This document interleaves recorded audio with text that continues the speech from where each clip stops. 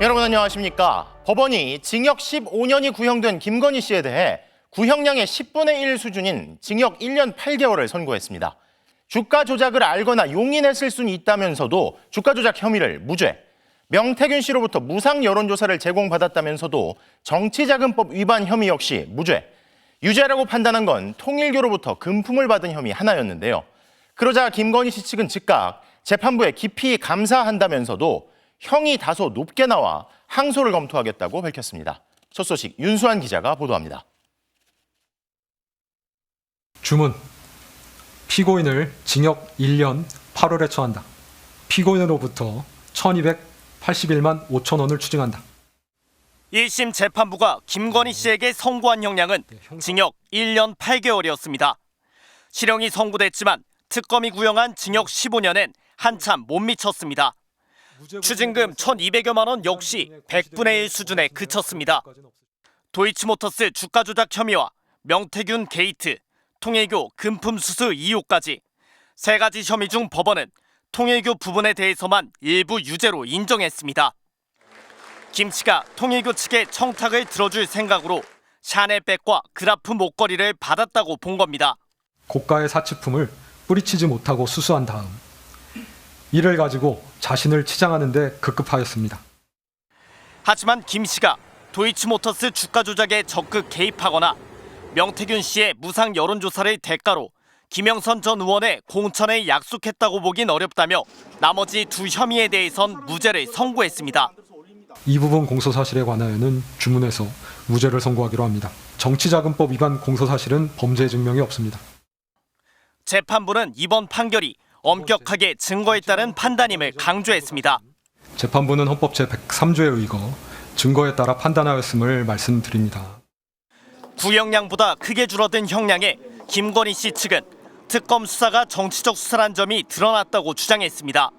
구형량이 사실은 정치적 목적에 의해서 대단히 과장돼 있었습니다.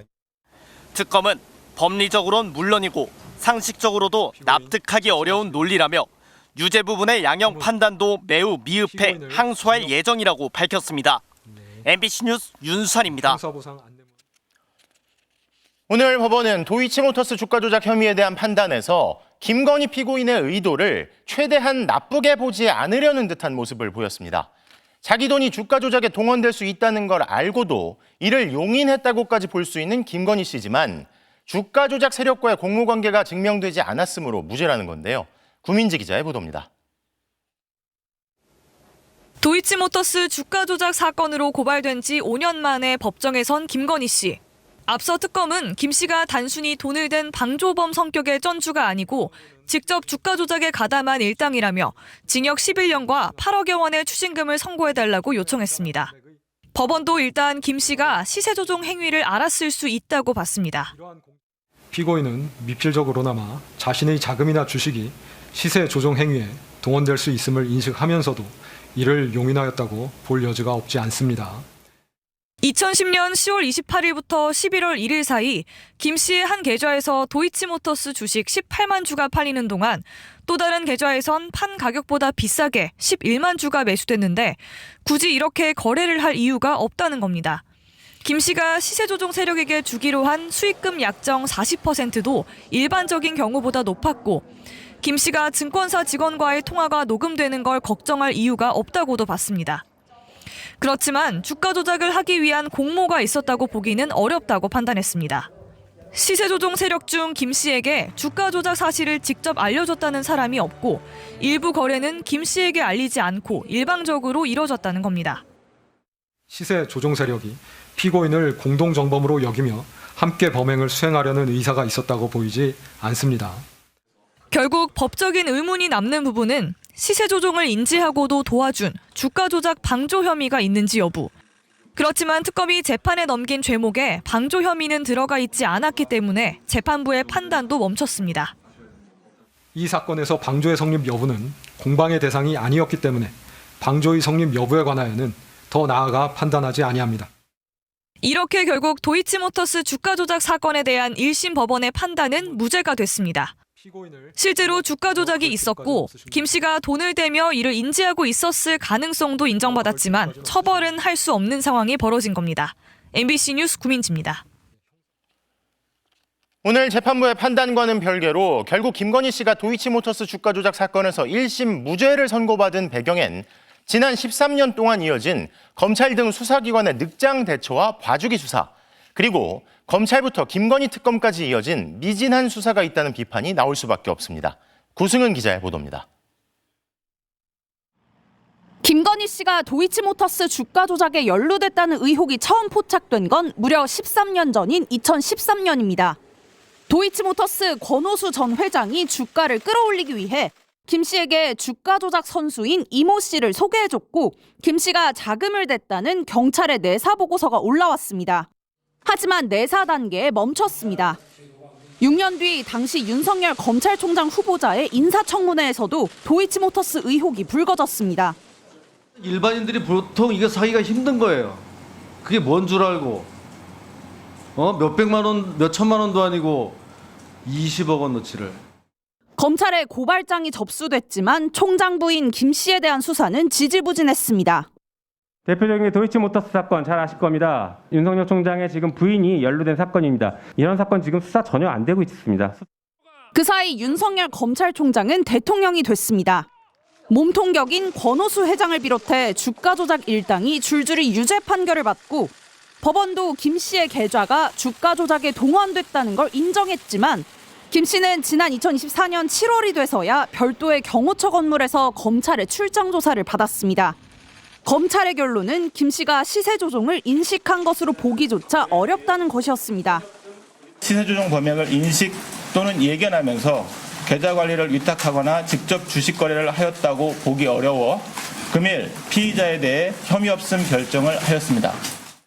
경찰과 검찰의 늑장 대처와 봐주기 수사 논란 끝에 13년이 지난 오늘에서야 김 씨가 주가 조작을 방조했다는 혐의의 단초가 인정됐습니다.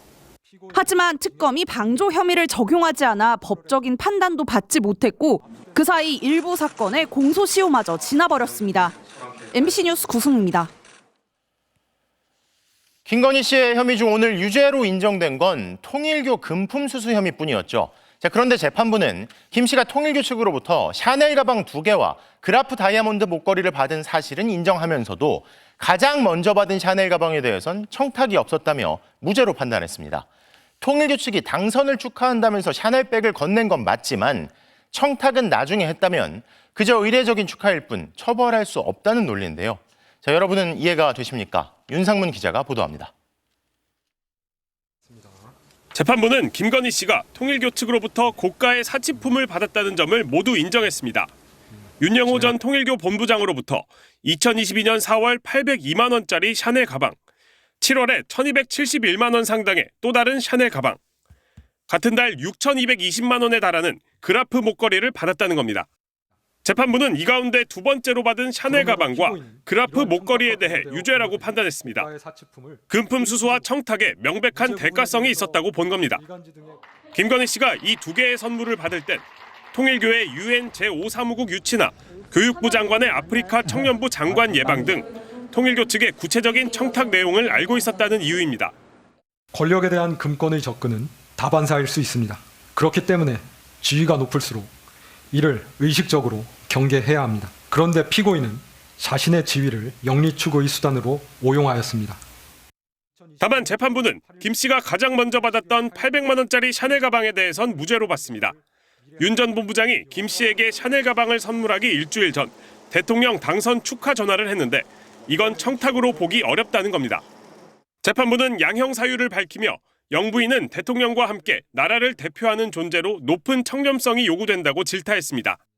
영부인은 대통령의 가장 가까운 곳에서 대통령에게 지대한 영향을 미칠 수 있고 대통령과 함께 나라를 대표하는 상징적인 존재입니다. 그에 걸맞은 처신이 필요하고 김 씨가 측근인 유경옥 전 비서관에게 자신을 위해 검찰 조사에서 거짓 진술을 부탁한 부분도 불리하게 작용했습니다. 피고인은 금품의 수수 관련하여 금품의 전달에 관여한 주변인들에게 허위 진술을 지시하기도 하였습니다. 스스로를 아무것도 아닌 사람이라고 했던 피고인 김건희. 선고 직후 재판부의 엄중한 지적을 겸허히 받아들이겠다면서도 김 씨 측은 영부인이라는 이유로 형량이 높게 나왔다며 항소를 검토하겠다고 밝혔습니다. MBC 뉴스 윤상문입니다. 자, 오늘 판결 관련해서 법조팀 차현진 기자에게 좀 더 물어보겠습니다. 자, 차 기자, 기소 자체에 문제가 있었을 수도 있지만 오늘 판결이 의아한 부분이 저는 좀 많더라고요. 우선 명태균 게이트 관련 혐의도 무죄가 나왔잖아요. 그러니까 여론조사를 무상으로 제공받은 건 맞는데 김건희 씨가 뭐 먼저 요구하지 않았다? 그리고 사실 누가 이런 일에 계약서를 쓰는지는 모르겠지만 계약서도 없었다. 뭐 이런 설명들이 나왔죠. 네, 맞습니다. 재판부는 명태균 게이트와 관련해 징역 4년을 구형받은 김건희 씨에게 무죄를 선고했습니다. 요구하지도 않은 여론조사 결과를 이 명 씨가 김 씨에게 일방적으로 전달했다고 봤고, 이에 대한 대가로 김 씨가 김영선 전 의원의 공천을 약속했다고 단정하기도 어렵다고 판단했습니다. 재판부는 김 씨 부부에게 제공된 여론조사가 전속적으로 김 씨 부부에게만 귀속되지 않고 김종인, 이준석 등 다른 정치인들에게도 전달된 점 등을 고려할 때 김 씨 부부가 여론조사를 통해 재산상 이득을 취했다고 보기 어렵다는 논리를 펼쳤습니다. 윤 전 대통령의 김영선이 좀 해줘라, 김건희 씨의 당선인에게 밀라고 했다는 등의 육성이 나왔는데도 재판부는 국민의힘 공관위에서 정상적으로 김 전 의원을 공천했다고 판단했는데요. 여론조사 제공, 공천 청탁 등 결국 그동안 언론에서 의혹을 제기하고 특검 수사 과정에서 드러난 명태균 게이트 속의 사건들은 실제 있었지만 법적으로 처벌을 할 일은 아니라는, 어찌 보면 바로 이해하기는 좀 어려운 결론이 난 셈입니다. 자, 김건희 씨가 보통 사람이 아닌데 이게 주가 조작도 그렇고 이건도 그렇고 최대한 법원이 김건희 씨의 입장을 좀 최대한 생각해 준 거 아닌가 이런 생각이 들고요. 그리고 오늘 법원이 뭐 고사성어를 쭉 인용하면서 뭐 단호한 태도를 취하는 것 같았는데 사실 보면 두 사람이 뭐 정치적 공동체라거나 이런 것까지는 가지도 못한 것 같고요. 그리고 또 이제 샤넬백 같은 경우에 줬는데 청탁을 그때 안 했기 때문에 청탁이 아니다. 그러면 그 후에 이제 공직자들, 배우자들한테 그냥 그렇게 주고 나중에 해도 된다는 건지 모르겠는데 이게 어떤 건지 잘 모르겠어요. 네, 맞습니다. 일단은 오늘 재판부가 이 고사성어를 언급한 그 영상 먼저 보고 오겠습니다. 네. 옛말에 형무등급 그리고 추무리불량이라는 말이 있습니다. 법의 적용에는 그 적용을 받는 사람이 권력자이든 아니면 권력을 잃은 자이든 예외나 차별이 없어야 합니다. 형무등급, 추물이불량, 법과 사상을 대표하는 고대 중국 사상가 한비자의 표현인데요. 형벌을 내릴 때 신분이나 귀천에 따른 차별은 없어야 한다. 사물을 대할 때 둘로 나누어 차별하지 않는다는 의미입니다. 그러면서 의심스러울 때는 피고인의 이익으로라는 원칙도 언급했는데 증거에 따라 판단을 하고 논란이 된 사건이라고 과하게 처벌하면 안 된다는 재판부 입장을 우회적으로 표시한 것 같습니다. 우 재판장은 양형 이유를 설명할 때도 고사성어를 하나 꺼내 들었습니다. 거미불로 화이불치, 검소하나 누추하지 않고 화려하나 사치스럽지 않다는 뜻인데요. 값비싼 금품을 장식하지 않더라도 품위를 유지할 수 있다며 청탁과 함께 수많은 귀금속과 가방 등을 수수한 김 씨를 에둘러 비판한 것으로 풀이됩니다. 하지만 이런 질타에도 V제로로 불리던 권력자가 받은 선물이 청탁이 없다며 유죄로 인정하지 않는 등 알선수재에 대해 법원이 너무 관대한 판단을 내린 것 아니냐는 일부 비판이 나오고 있는데요. 주가 조작과 정치자금법 위반에 대해서도 적극적 판단을 했어야 한다는 지적도 제기됩니다. 형벌을 내릴 때 귀천을 가리지 않아야 된다. 근데 굉장히 사실 정치적 영향이 강했던 인물인데 그리고 뭐 뿌리치지 못해서 받았다 이런 표현이 있더라고요. 그럼 뭐 디올백도 뿌리치지 못해서 받았고 샤넬백도 뿌리치지 못해서 받았고 그라프 목걸이도 그게 과연 성립하는 표현인지 모르겠어요. 그리고 마지막으로 오늘 내려진 김 씨의 3가지 혐의에 대한 재판 외에도 하지만 또 다른 혐의의 재판들이 또 남아있죠. 네, 그렇습니다. 김 씨는 오늘 선고가 내려진 사건들 말고도 2가지 혐의에 대한 1심 재판을 더 받고 있습니다. 통일교 교인의 이 국민의힘 집단 입당 혐의와 공직을 대가로 서희건설 등에서 금품을 받은 이른바 매간매직 혐의 재판인데요. 또 2차 특검법이 통과돼 김 씨는 관저 이전 의혹, 서울 양평고속도로 종점 변경 의혹 등에 대해서도 수사를 추가로 받을 가능성이 높습니다. 이 같은 혐의의 유무죄 판단에 따라 향후 김 씨의 형량은 바뀔 수 있습니다. 자, 그림도 뿌리치지 못해서 받았을까라는 또 판단이 나올지 궁금한데요. 법조팀 차현진 기자 잘 들었습니다.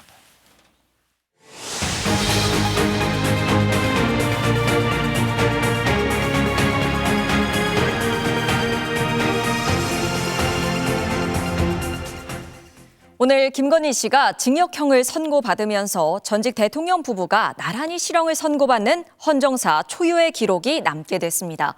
법정에 나온 김 씨는 재판 내내 고개를 푹 숙인 모습이었고 실형이 선고되는 순간엔 굳은 표정으로 바닥만 응시했습니다. 이지은 기자입니다.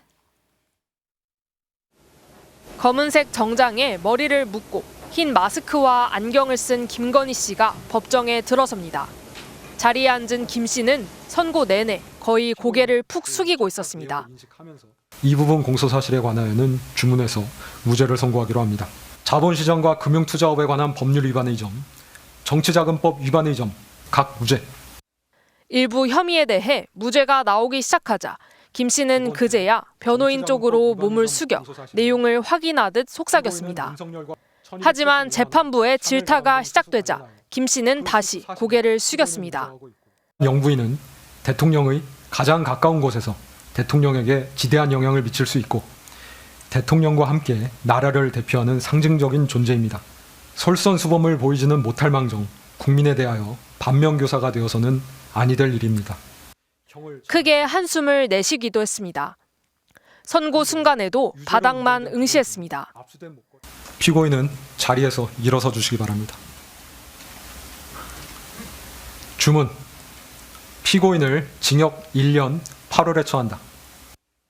무죄 부분에 공시가 필요하냐는 재판장의 질문에만 짧게 답한 채 서둘러 법정을 나갔습니다. 공시되기를 원하시나요?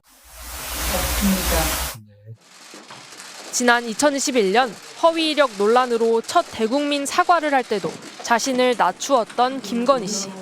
약 2년 전만 해도 이렇게 많은 기자님들과 카메라 앞에 대통령 그 아내라고 저를 소개할 때는 감히 상상도 못했습니다. 지난해 특검에 출석하면서도 본인을 아무것도 아닌 사람이라고 했습니다.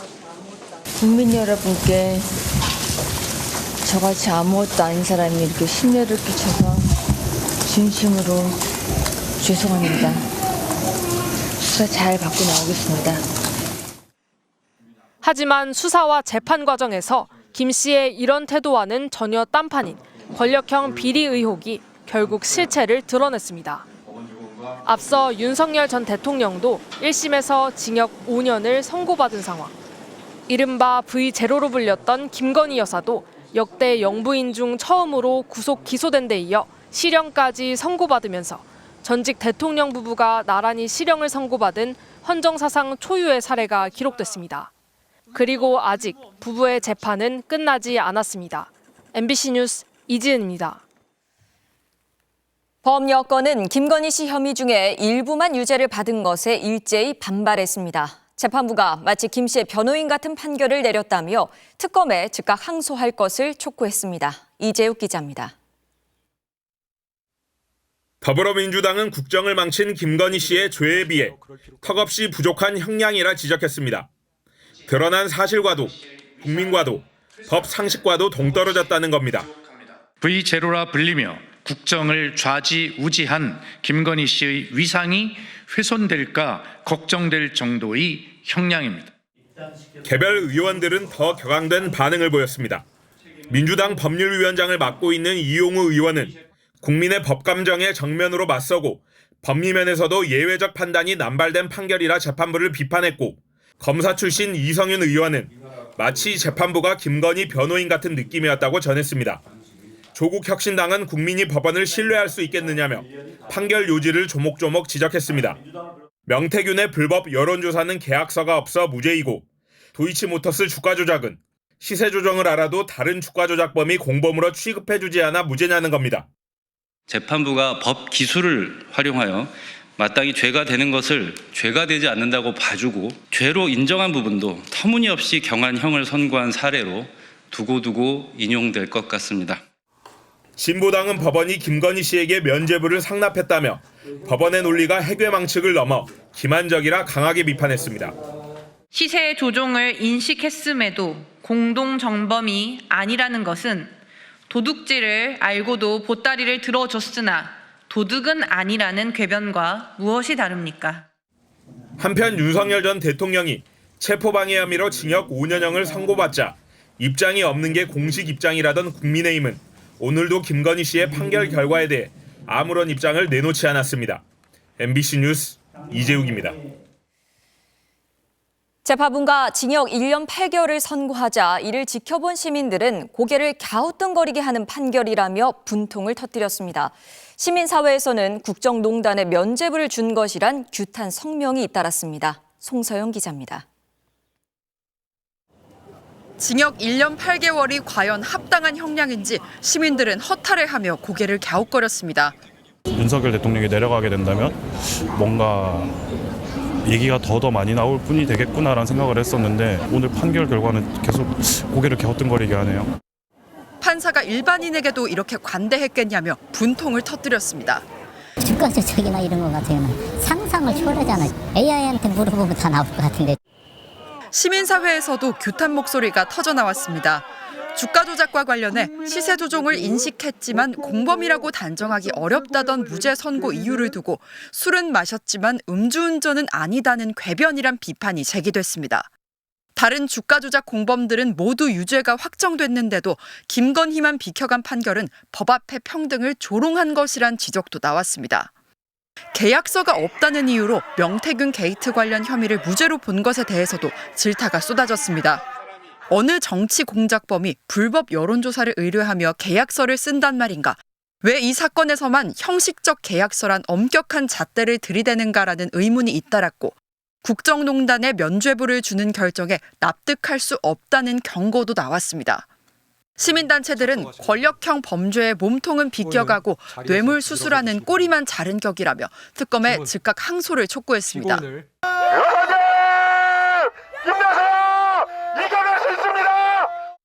한때 국정을 좌지우지했던 V제로 김 씨를 응원하기 위해 오늘 법원 앞에 모인 지지자는 10명 남짓이었습니다. MBC 뉴스 송서영입니다. 이런 가운데 국민의힘과 통일교의 이른바 정교 유착 사건에 대해서도 사법부 판단이 나왔습니다. 통일교 게이트의 핵심 당사자인 권성동 국민의힘 의원과 윤영호 전 통일교 본부장이 나란히 유죄 선고를 받았는데요. 법원은 통일교 자금이 김건희 씨나 권성동 의원과 같은 윤석열 정부 핵심 인사들에게 흘러들어갔다고 봤습니다. 송정훈 기자입니다. 김건희 씨에 대한 선고 직후 같은 재판부가 국민의힘 권성동 의원과 통일교 윤영호 전 세계본부장에 대한 선고를 이어갔습니다. 권성동 의원에 대해선 징역 2년의 실형과 추징금 1억 원이 선고됐습니다. 재판부는 권 의원이 윤 전 본부장으로부터 교단 청탁과 함께 불법 정치자금 1억 원을 받은 혐의를 유죄로 인정했습니다. 큰 거 한 장 후원이라는 윤 전 본부장의 수천 메모와 오늘 드린 것은 작지만 후보님을 위해 요긴하게 써달라고 보낸 메시지, 윤 전 본부장 아내의 휴대전화에서 발견된 현금 다발 사진 등 주요 증거를 모두 인정한 겁니다. 재판부는 국회의원은 헌법상 청렴의 의무가 규정된 유일한 국가기관이라며 검사와 국회의원, 국회 법제사법위원장을 역임한 법률 전문가가 자신의 행위의 법적 의미에 관해 누구보다도 잘 인지하고 있었을 것이라고 지적했습니다. 또한 민주정치의 건전한 발전에 기여하려는 정치자금법의 입법 목적도 훼손시키는 행위라고 질타했습니다. 권 의원에게 돈을 건넨 윤 전 본부장에게도 징역 1년 2개월의 실형이 선고됐습니다. 재판부는 당시 윤 전 본부장이 2월에 열릴 통일교 행사에 윤석열 후보가 참석하길 희망한다고 말하며 그 대가로 권 의원에게 현금을 준 것으로 판단했습니다. 또 윤 전 본부장이 건진법사 전성배 씨를 통해 샤넬 가방과 천수삼 농축차, 그라프 목걸이 등 고가의 금품을 김건희 씨에게 전달한 사실도 유죄로 인정했습니다. 재판부는 윤 전 본부장에 대해 통일교의 자금력을 앞세워 대통령의 최측근인 김건희 씨와 권성동 의원에게 고액의 금품을 제공했고 그 과정에서 통일교 자금을 횡령했다고 지적했습니다. 1심 선고에 대해 권 의원 측은 유죄 판결을 도저히 납득할 수 없다며 즉각 항소하겠다는 뜻을 밝혔습니다. MBC 뉴스 송정훈입니다. 권성동 의원이 실형을 선고받으면서 국민의힘의 위기감이 커지고 있습니다. 오늘 판결에서 통일교와의 유착 의혹이 대부분 인정된 데다 신천지까지 연루된 상황에서 당의 존립마저 위태로울 수 있다는 우려가 나옵니다. 김세영 기자가 보도합니다. 대표적인 윤석열 핵심 관계자, 이른바 윤핵관으로 꼽혀온 권성동 의원. 제가 윤핵관 중에 윤핵관입니다. 그런데 저 윤핵관 된 거 자랑스러워하고 옳은 결정이었고 옳은 판단이었다고 생각합니다. 윤석열 정부에서 집권 여당 원내대표를 지내며 정권 초기 적극 지원에 나섰고 지난 12.3 내란에서는 윤 전 대통령 체포 반대에도 앞장섰습니다. 친윤을 넘어 찐윤으로 통했던 그였지만 결국 통일교로부터 거액을 받은 혐의는 피해가지 못했습니다. 특히 이번 판결은 윤영호 통일교 전 본부장이 작성한 다이어리와 녹취 등의 증거 능력을 인정하면서 국민의힘과 통일교의 유착 의혹을 기정사실화했습니다. 문제는 국민의힘이 통일교뿐 아니라 신천지와의 유착 의혹도 받고 있다는 점입니다. 17대 대선에서 신천지 신도 만여 명을 당원으로 가입시키려 했다는 정황에 코로나19 시기에는 윤석열 당시 검찰총장이 수사를 막아준 대가로 신천지 신도들을 대거 입당시켰다는 주장마저 나왔습니다. 그때도 저한테도 권유가 왔었죠. 당원 가입을 해라. 그리고 이제 대통령 선거에도 이제 누굴 뽑아야 되는지에 대해서도 알려줬던 거죠. 신천지와의 20년 유착 의혹이 수면 위로 올라온 건데 경찰 수사를 통해 사실로 드러날 경우 당의 존립마저 위태로울 수 있습니다. 이를 의식한 듯 국민의힘은 권성동 의원의 실형 선고에 대해 공식 논평을 내지 않았습니다. 다만 장동혁 대표가 특검이 여당 인사의 이름은 뭉개고 야당만 수사했다며 최종 판결까지 기다리겠다고 밝혔습니다. 이번 판결에 대해 더불어민주당은 정교 유착의 실체가 상급심에서 반드시 규명돼야 한다고 지적했고 조국혁신당은 국민의힘이 특정 종교 집단과 손잡고 운영돼 온 정황이 더욱 명확해졌다고 비판했습니다. MBC 뉴스 김세영입니다. 트럼프 미국 대통령이 어제 기습적으로 관세를 올리겠다고 해서 대체 왜 또 그러는지 추측만 무성했는데요. 트럼프의 속내인지는 알 수 없지만 미국 무역대표부 측의 해석이 나왔습니다. 이런 가운데 미국 의회에선 쿠팡 같은 미국 기업을 표적 삼으면 이런 일이 벌어진다는 주장도 제기됐는데 과연 이러는 게 쿠팡에 정말 도움이 될지는 의문입니다. LA 박윤수 특파원입니다. 한국산 자동차 등의 관세를 25%로 올린다는 발표는 약속을 지키지 못했기 때문이라고 미국 무역대표부 대표가 주장했습니다. 그리어 대표는 한국이 대미 투자를 실행할 법안을 통과시키지 못하고 있다며 이런데도 약속을 지키기는 어렵다고 했습니다. 미국산 자동차 수입 확대와 농산물 비관세 장벽 철폐, 디지털 기업에 대한 공정한 대우 등의 약속들에 진척이 없다는 것입니다. 미국 측이 불만인 정보통신망법 개정이나 플랫폼 규제 등은 추진하면서 특별법엔 속도가 나지 않는다는 불만으로 해석됩니다. 합의의 실행 속도를 문제 삼아 합의를 뒤집은 사례는 한국이 처음입니다. 의회에서는 쿠팡에 대한 한국 정부의 대응을 문제 삼았습니다. 하원 법사위 공화당 의원단은 쿠팡 같은 미국 기업을 부당하게 표적 삼으면 이런 일이 벌어진다고 주장했습니다. 쿠팡은 스스로를 기술 기반 전자상거래 플랫폼으로 규정합니다. 미국 내에선 벤스 부통령이 김민석 총리와 만나 쿠팡을 포함한 미국 기술 기업들에 불이익을 주지 말라고 했다는 보도도 나오기 시작했습니다. 이렇게 관세로 협박한 지 하루 뒤 트럼프 대통령은 한국과 해결책을 마련할 것이라고 말했습니다.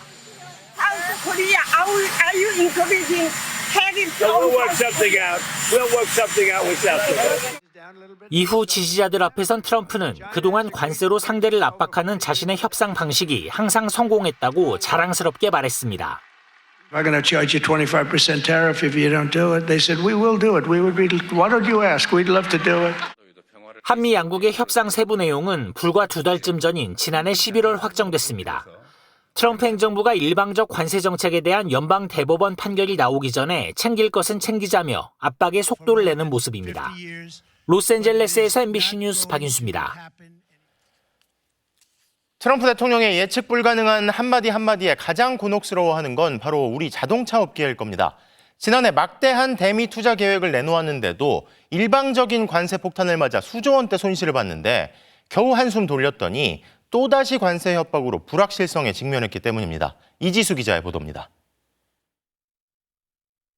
기아자동차의 작년 매출은 114조 원. 1944년 창업 이후 역대 최대 매출입니다. 그런데 영업이익은 매출의 8%에 불과한 9조 781억 원. 전년보다 28% 급감했습니다. 미국이 우리 자동차에 25% 관세 폭탄을 부과했던 작년 4월부터 10월 말까지 관세를 더 물면서 이익이 크게 줄어든 겁니다. 아직 4분기 실적을 집계하고 있는 현대자동차 역시 2분기와 3분기에만 이미 4조 6천억 원 가까운 손해를 봤습니다. 무역 합의로 한숨을 돌린 지 불과 2달 만에 미국이 또다시 관세 폭탄을 만지작거리자 현대기아차 그룹은 당혹스러운 분위기입니다. 작년 초 이미 정의선 회장이 직접 트럼프 대통령 앞에서 30조 원 규모의 투자 계획을 발표하며 퍼주기에 나섰는데도 관세 협박의 인재 신세를 못 벗어났습니다. I'm pleased to announce an additional $21 billion in a new investment over the next 4 years. This investment is a clear demonstration that tariffs very strongly work. 한미 FTA로 무관세였다가 15% 관세를 내게 된 것도 부담인데 다시 25%로 관세가 올라가면 연간 3, 4조 원 부담이 늘면서 올해 경영 전략 자체를 바꿔야 할 거란 우려가 나옵니다. 미국계인 한국 GM조차도 국내 생산량 85%를 미국에 수출하고 있어 수천억 원 추가 관세를 물어야 할 수도 있습니다. 완성차 업계 부담은 부품업계로 퍼질 수밖에 없어 업계 전반에 악영향이 우려됩니다. 당연히 그 가격 경쟁에서 밀리니까 판매 대수가 이제 줄어들 수밖에 없는 그런 상황이 되는 거죠. 매출이 준 게 이제는 고용에 영향을 미치거든요. 트럼프 대통령은 SNS에서 자동차와 함께 제약과 바이오 업계도 콕 찍어 지목했습니다. 다만 제약 바이오 업체들은 이미 미국 현지 생산 체계를 상당 부분 구축한 상태여서 영향이 제한적이라는 분석이 나옵니다. MBC 뉴스 이지수입니다. 트럼프 대통령의 돌발 발언에 대해 우리 정부는 미국이 국회 입법 지원에 답답함을 느낀 걸로 보인다고 분석했습니다. 여당은 신속하게 대미투자 특별법을 처리하겠다고 밝혔습니다. 김상훈 기자입니다. 트럼프 대통령의 발언을 놓고 혼란이 커지자 청와대 김용범 정책실장이 설명에 나섰습니다. 김 실장은 먼저 미국의 불만이 100% 국회의 입법 지연에 있다고 보고 있고 미국도 그렇게 답하고 있다고 전했습니다. 한국 국회의 법안 처리가 자신들의 기대보다 느려 미국 측이 압박에 나섰다는 겁니다. 특히 벤스 부통령이 김민석 총리에게 쿠팡 차별을 경고했다는 보도를 의식한 듯 백악관 관계자가 다른 사안과는 관련 없다고 명확히 답했다고 강조했습니다. 국회에선 정부의 대응 방향을 놓고 공방이 벌어졌습니다. 국민의힘은 최근 미국에서 벤스 부통령을 만나고 온 김민석 총리를 집중 공격했습니다. 한 라인이 아니라 핫바지 라인이다. 그래서 왜 가셨냐, 국민 세금 써가면서. 국무총리가 미국에 왜 갔습니까? 그러면서 대미투자 협상 결과는 국회 비준동의 절차를 거쳐야 한다고 주장했습니다. 그러자 조현 외교부 장관은 비준동의가 필요 없다며 이번 발언도 무관하다고 반박했습니다. 국회 비준동의가 없어서 이번에 저런 입장을 밝힌 것은 분명히 아닌 것으로 보입니다. 조국 혁신당에선 선을 넘은 트럼프 대통령에게 항의해야 한다는 격앙된 반응도 나왔습니다. 지원하든 안 하든 입법부의 사항을 미국의 대통령이 한국의 입법부에 대해서 간섭하는 것에 대해서 우리는 항의를 못하는 겁니까?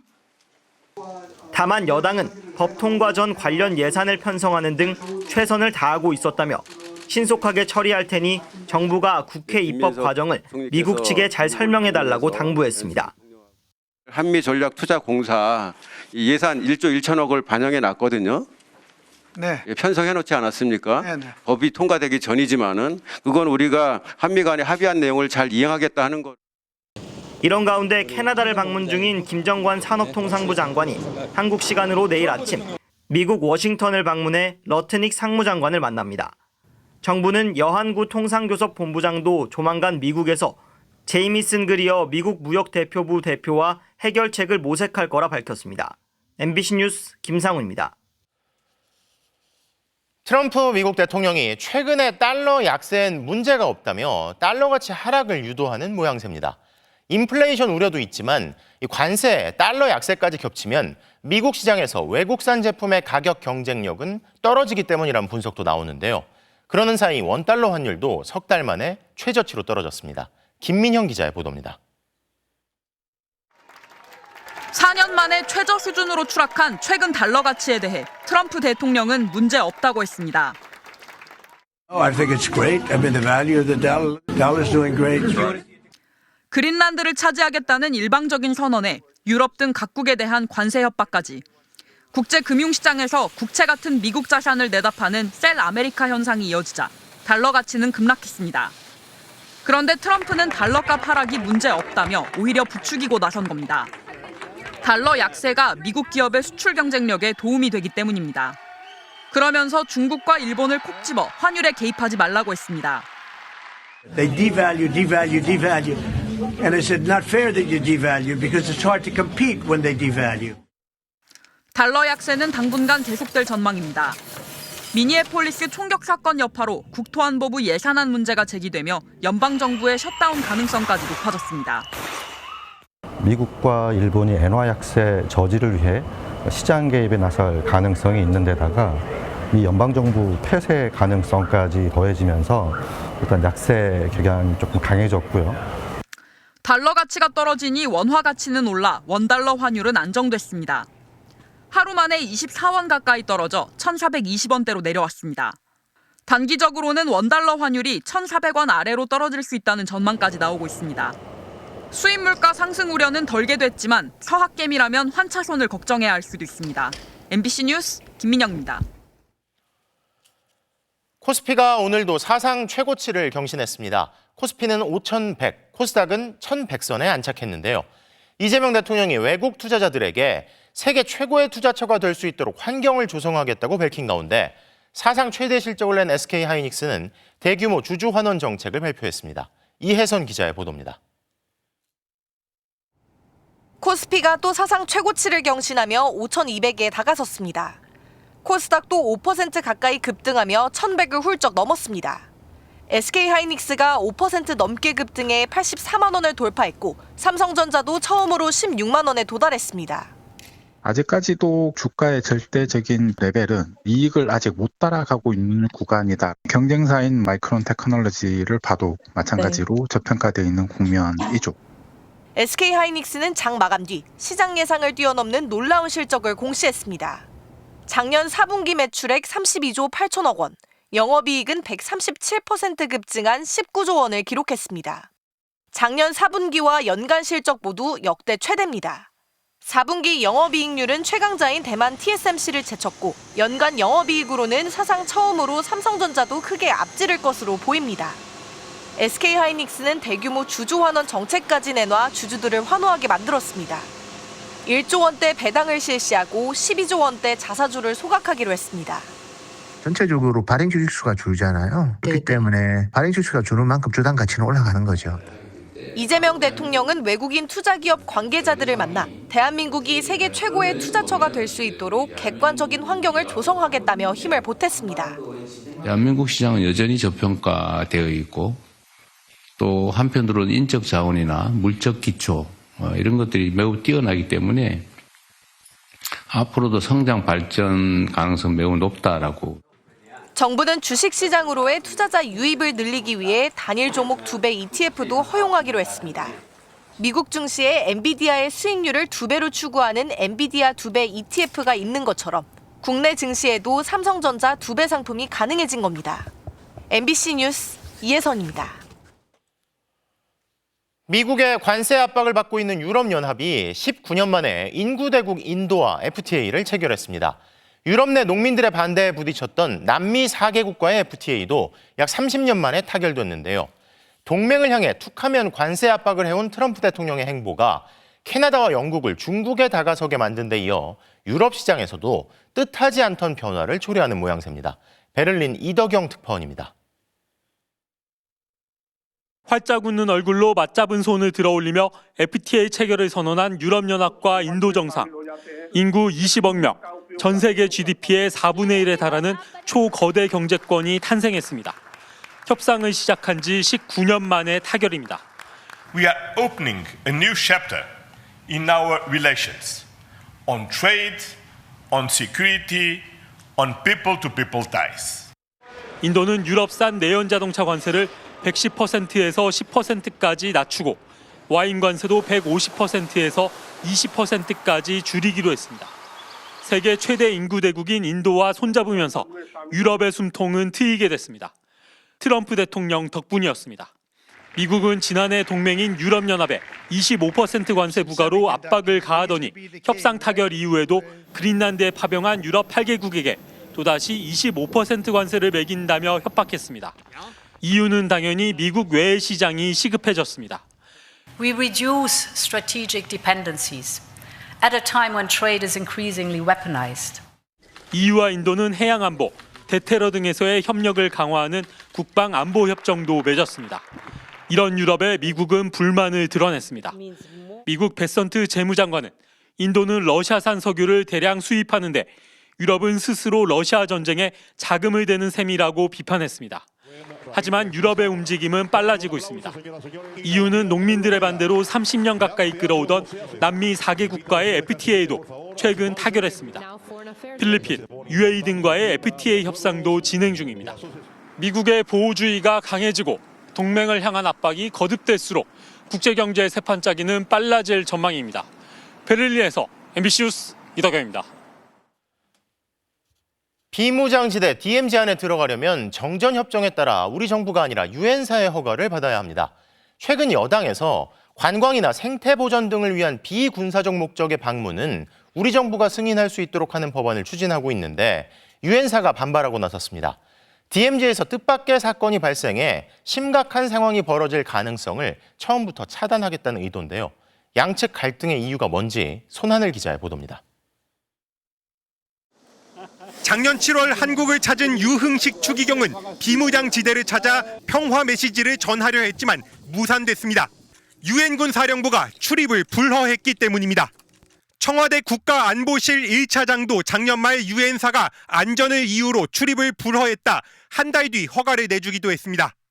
우리 영토인데도 통제권을 유엔사가 갖는 건 73년 전 체결된 정전협정에 사령관의 허가를 받지 않고는 군인이든 민간인이든 들어갈 수 없다고 돼 있기 때문입니다.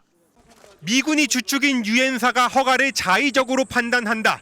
비군사적인 목적에 한해 허가권을 가져와야 한다는 목소리가 여권을 중심으로 높아졌습니다. 여당 의원들을 중심으로 관광과 생태 보전, 학수 연구 등은 우리 정부가 승인할 수 있도록 하는 법안도 발의했습니다. 이에 대해 유엔사는 기자간담회에서 DMZ법은 정전협정 정면 위반으로 중대한 결과가 따를 것이라며 공개 반발하고 나섰습니다. 유엔사 관계자는 만약 DMZ에서 사건이 발생해 전쟁이 재개된다면 대한민국 대통령이 아닌 유엔군 사령관이 책임을 져야 한다며 책임의 주체가 권한도 행사하는 것이 맞는다는 입장을 분명히 했습니다. 그러자 정동영 통일부 장관이 곧바로 재반박에 나섰습니다. 유엔 사령부가 뭐라고 얘기한 건 유엔사의 입장인 것이고 국회가 법을 제정하는 것은 국회 입법부의 권한이라고 생각합니다. 여권 내에서도 주권의 문제라는 의견과 정전협정의 틀을 유지하며 실무적 해법을 찾아야 한다는 의견이 맞서는 가운데 한미 간 새로운 갈등 현안으로 부각될 가능성도 배제할 수 없어 보입니다. MBC 뉴스 손하늘입니다. 국민의힘 배현진 의원이 온라인에서 자신을 비판한 누리꾼의 아이 사진을 무단으로 SNS에 올려 논란이 일었죠. 아동의 초상권을 무시한 인권 침해라는 지적이 이어졌지만 배 의원은 사진을 삭제하지 않고 버티고 있고 취재진 질문에도 묵묵부답입니다. 이문영 기자입니다. 배현진 국민의힘 의원 페이스북입니다. 니는 가만히 있어라는 누리꾼 지적에 배 의원이 자식 사진 걸어놓고 악플질이라며 맞대응했습니다. 그러면서 이 누리꾼의 페이스북에 있던 아이 사진을 모자이크도 없이 올렸습니다. 그 아래론 아빠가 저러고 다니는 거 알까라는 배 의원 지지자들의 조롱 섞인 댓글이 이어졌습니다. 아이 사진을 무단으로 올린 배 의원의 행위에 MBC를 포함한 언론은 초상권 침해는 물론 아이의 인권을 침해하는 아동학대 소지가 있다고 지적했습니다.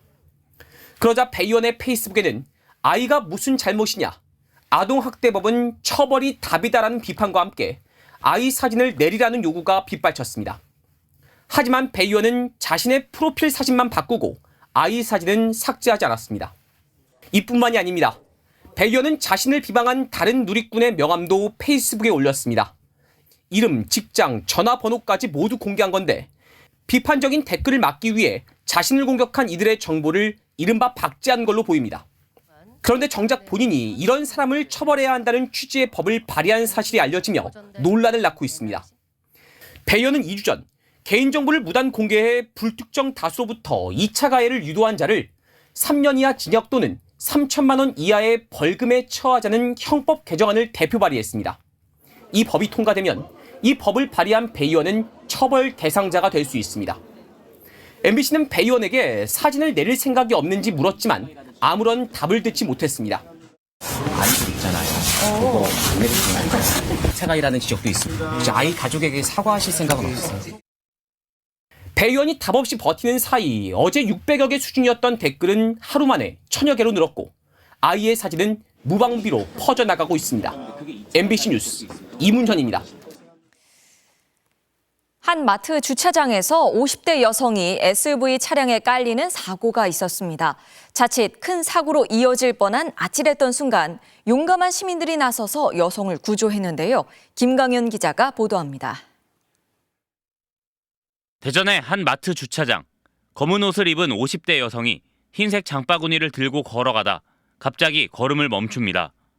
여성이 허리를 숙여 장바구니를 살피는 사이 주차장을 나오려던 SUV 차량이 순식간에 여성을 덮칩니다. 여성의 오른쪽 다리가 차 앞바퀴에 끼어 차량은 오도 가도 못했고 도와달라는 외침에 시민들은 하나 둘 차 앞으로 몰려와 구조에 안간힘을 씁니다.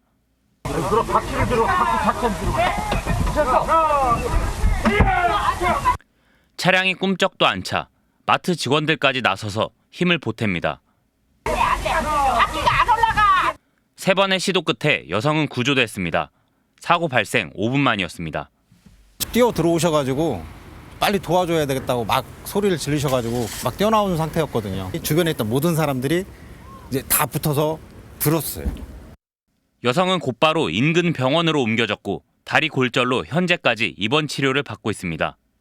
다리에 골절상을 입으신 상태였고 구급대원들이 초동 조치를 하기 위해서 인근 도로를 통제하고 주변 시민들께서도 더 이상 2차 사고가 발생하지 않도록 SUV 운전자는 진출로 방향해 피해자가 허리를 숙이고 있어 미처 발견하지 못했다고 경찰에 진술했습니다. 경찰 관계자는 주차장은 회전 구간과 주차된 차량 사이 사각지대가 많아 일반 도로만큼 위험할 수 있다며 운전자 주의를 당부했습니다. MBC 뉴스 김광현입니다. 야간 외출 제한 명령을 어겨 주거지를 무단 이탈하고 전자발찌를 훼손한 혐의를 받는 조두순에게 법원이 징역 8개월을 선고하고 치료 감호를 명령했습니다. 수원지법 안산지원은 다수의 형사처벌 전력이 있는데 또 죄를 저질렀다며 전자장치 부착 제도는 범죄로부터 국민을 보호하기 위한 것으로 준수사항 위반 책임이 무겁다고 지적했습니다. 지난 2008년 초등학생을 납치, 성폭행해 징역 12년을 복역한 조두순은 출소 이후인 2023년에도 야간 외출 금지 명령을 어겨 징역 3개월을 선고받은 적 있습니다. 지난 2023년 말 한신대에서 공부하던 우즈베키스탄 유학생들이 강제로 본국으로 추방되는 일이 있었습니다. 이런 일을 벌인 이들은 다름 아닌 학교 측이었는데요. 검찰이 수사에 나선 지 20개월째지만 아무 결론을 내리지 않고 있습니다. 문다영 기자가 보도합니다. 우즈베키스탄 유학생들이 한국어를 배우고 있는 한신대 어학당 강의실입니다.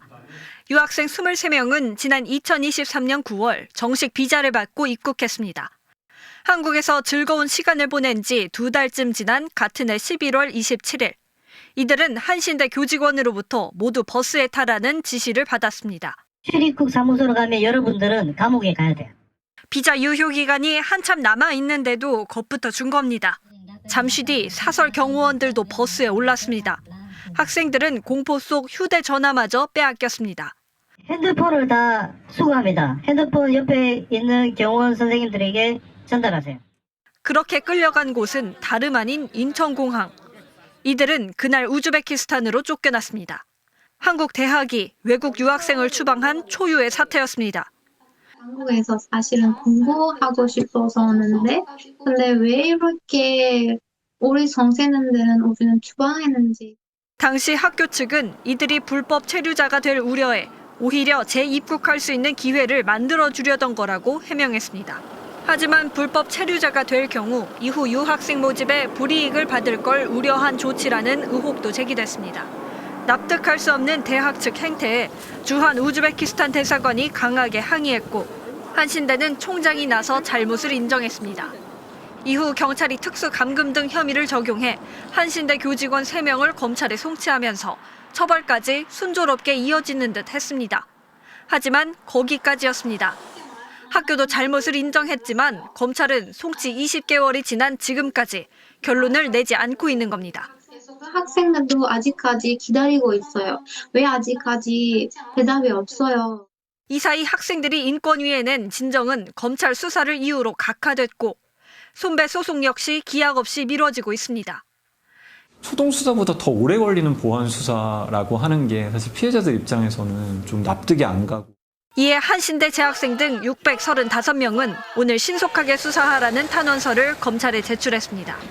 피해자들이 수사심의위 소집까지 신청한 상황에도 수원지검은 수사가 막바지에 와 있다는 입장만 되풀이하고 있습니다. MBC 뉴스 문다영입니다. 김종철 방송미디어통신위원회 위원장이 취임 이후 처음으로 MBC와 SBS의 제작 현장을 찾아 방송미디어 산업의 실태를 점검했습니다. 김 위원장은 국민의 시청 주권이 훼손되지 않는 범위 안에서 상황에 맞지 않는 낡은 규제를 개선하겠다며 규제와 지능의 조화를 통한 방송미디어 산업 성장을 최우선 과제로 적극 추진하겠다고 말했습니다. 김 위원장을 만난 방송 현장 인력들은 제작비가 올라 다양한 콘텐츠 제작이 어려워졌는데도 OTT나 유튜브 등 온라인 동영상 서비스와 달리 방송 산업에만 각종 규제가 적용되고 있다며 규제와 제도 개선을 요구했습니다.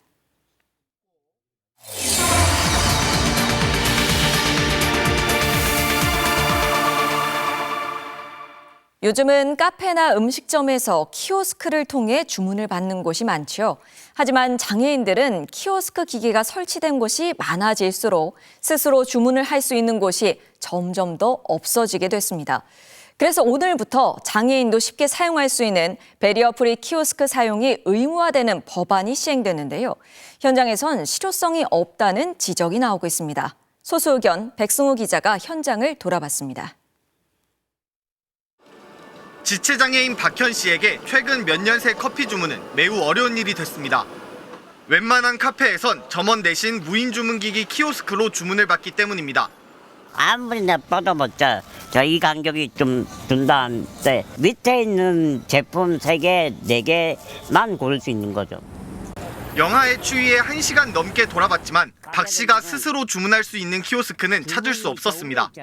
자판기 높이를 딱 여기까지 해놓은 거예요. 일본에 있더라고요. 음료수를 꺼내서 찾아 먹을 수 있거든요. 장애인들도 쉽게 접근할 수 있다는 뜻의 배리어 프리. 일상 속에 자리 잡은 키오스크도 배리어 프리로 설치해야 한다는 법안이 오늘부터 전면 시행됐습니다. 주문 화면이 낮은 높이로 내려오거나 글자 확대, 점자 음성 안내 기능 등을 갖추도록 하는 겁니다. 하지만 600만 명의 소상공인과 소규모 사업장은 설치 의무 대상에서 제외되도록 시행 직전 법안이 개정됐습니다. 일반 키오스크보다 2~3배 비싼 가격 등 현실 여건을 고려했다는 겁니다. 소상공인에게 구매비를 지원해주는 사업도 있지만 홍보 부족 등을 이유로 지난해 지원 건수는 1,100여 건에 그쳤습니다. 사실 장애인과 소상공인이 대립할 이유가 없는 문제입니다. 정부에서는 인센티브 제도를 마련하고는 있지만 비용이 충분하지 않은 측면도 있고 대신 대체 수단으로 호출벨과 보조 인력을 두도록 했지만 바쁜 시간엔 도움을 청하기 어려운 점 등 한계가 분명합니다. 언제까지 장애인들은 이런 커피 한 잔 먹어도 도와달라고 얘기해야만 커피 한 잔을 먹을 수 있는 이런 사회, 불편한 사회. 주문의 편리함과 인건비 절감 등 누군가의 이익을 위해 도입된 기술이 누군가에겐 차가운 배제로 이어지는 현실.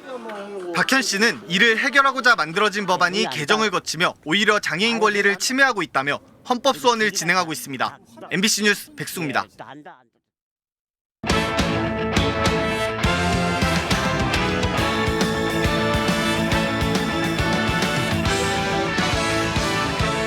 수요일 밤 스포츠 뉴스입니다. 기아에서 방출돼 5년 만에 키움으로 돌아온 서건창 선수가 매서운 추위 속에 2군 캠프에서 시즌을 준비하고 있습니다. 그럼에도 자신이 행복한 선수라고 말했는데요. 이명루 기자가 전합니다. 가만히 있어도 입김이 절로 나오는 영하 10도 혹한 속의 키움 2군 캠프. 5년 만에 키움으로 돌아온 서건창이 까마득한 후배들 사이에 모습을 드러냅니다. 양말을 무릎까지 걷어올린 이른바 농군 패션 그대로입니다. 학교 다닐 때 이렇게 추운 데서 운동했다는 생각도 좀 나고 저의 거의 일부분이기 때문에 메시지가 담겨 있다고 봐도 좋으실 것 같습니다. 말보다는 행동으로 좀 하려고 생각하고 있습니다. 데뷔 후 한 경기만 뛰고 방출됐다가 신인왕으로 일어섰고 KBO 리그 최초의 200안타로 MVP 수상까지 드라마 같은 스토리를 써온 서건창에게 히어로즈는 추억 이상의 존재입니다. 다 젊었었고 그때는 정말 패기 하나로 다들 똘똘 뭉쳐서 했던 것 같은데 가장 좋았던 기억이고요. 추억들을 회상하면서 다시 한번 해보고 싶다는 생각 강하게 들었습니다. 병호이랑 다시 한번 재건해보자. 최전성기에 큰 부상을 당하기도 했고 5년 전 FA를 앞두고 트레이드된 뒤 2차례 방출까지 경험했던 서건창. FA 대박도 이루지 못했지만 그래도 이 정도면 복받은 인생이었습니다. 어떻게 보면 선택받은 거죠. 1군에 한 타석도 못 써본 선수들도 있을 거고 그런 선수들에 비하면 저는 되게 행복하게 야구하고 있다고 생각하거든요. 저는. 어느덧 코치들이 더 친숙한 프로 19년 차. 포지션 욕심도 개인 기록도 잠시 잊고 히어로즈의 부활만 꿈꿉니다. 투수 포수 빼고는 다 준비를 해야 된다고 생각을 하고 제가 어느 위치에 있건 올 한 해 정말 제 자신한테 부끄럽지 않고 떳떳한 시즌 됐으면 하는 바람입니다. MBC 뉴스 이명노입니다. 올 시즌 KBO 리그는 처음 도입된 아시아 쿼터 선수들의 활약이 전력의 변수로 등장했는데요. WBC 대만 대표팀에도 발탁된 한화의 왕앤청이 전지훈련 첫 투구부터 강렬한 모습을 선보였습니다. 조진석 기자가 전합니다. 한화 입단 후 첫 투구에 나선 대만 야구대표팀 투수 왕앤청. 캠프 2일차인데 의욕이 남다릅니다. 사고 봤어. 80개 이하로 한다. 80개? No. 직구 위주로 먼저 40개. 류현진, 문동주가 감탄할 정도의 구위를 자랑하더니 WBC 공인구로 80개를 던졌습니다. 对啊，之前的春训都是颗数比较多一点，那我可以再慢慢调整嘛，不要说这样。 일본 2군 리그에서만 6년을 뛴 왕앤청은 시속 150km가 넘는 빠른 공을 인정받아 아시아 쿼터 1호 선수로 영입됐습니다. 안녕하십니까, 왕앤청입니다. 잘 부탁드립니다.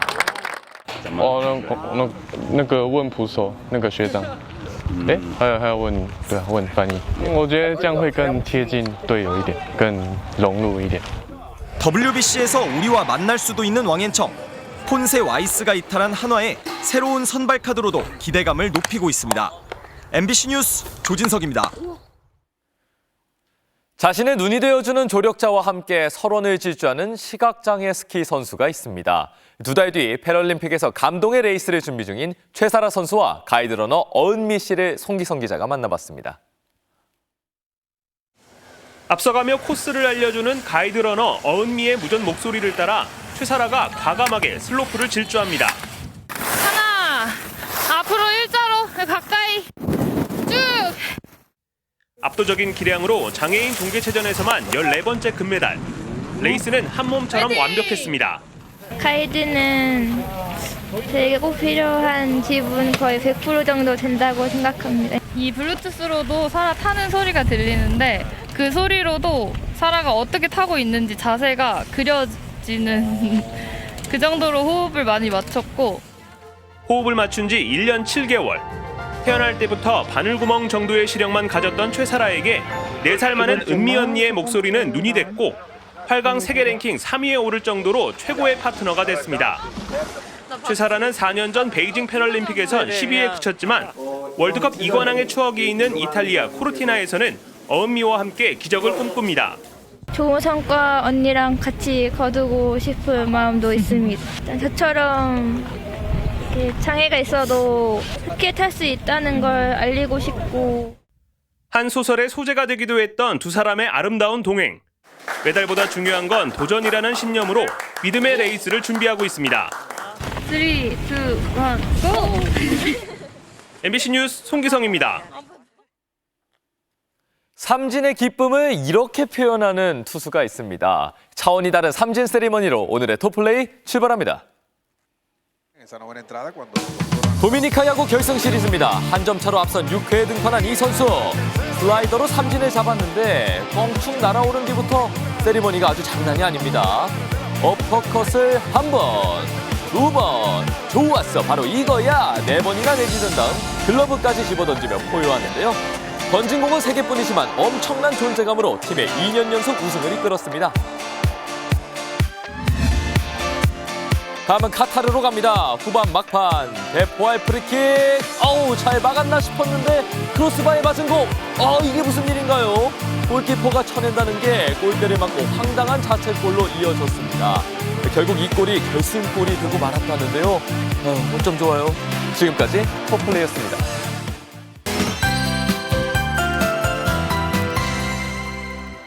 연일 이어지는 강추위에 도심은 꽁꽁 얼어붙었습니다. 마치 거대한 냉동고처럼 변해버렸는데요. 열화상 카메라로 촬영한 서울 도심의 모습입니다. 지난 7월과 비교해보면 붉은색으로 가득했던 도심이 지금은 푸른색으로 뒤덮여 있고요. 시민들이 많이 오가는 거리와 시장도 한기로 가득 차 있습니다. 서울엔 사흘 만에 한파주의보가 다시 내려졌고요. 영하 10도를 밑도는 강추위는 주말 아침까지 지속되겠습니다. 주말 낮부턴 기온이 차츰 올라서 추위가 물러가겠습니다. 건조특보도 연일 확대 강화되고 있는데요. 특히 동해안 지역은 수일째 건조경보가 내려진 가운데 산불 위기경보가 경계 단계로 격상됐습니다. 당분간 해안 지역은 바람이 강하게 불겠습니다. 불이 나지 않도록 각별히 신경 써주셔야겠습니다. 내일도 전국 하늘 대체로 맑겠고요. 제주는 오후부터 밤사이 비나 눈이 조금 내리겠습니다. 내일 아침 기온 보시면 서울이 영하 11도, 춘천 영하 14도로 오늘보다 약간 낮겠고요. 한낮에도 서울의 기온 영하 2도 선에 그치겠습니다. 다음 주 월요일에는 중부지방에 눈이 내릴 전망입니다. 날씨였습니다. 수요일 뉴스데스크 오늘 순서는 여기까지입니다. 함께해 주신 여러분 고맙습니다.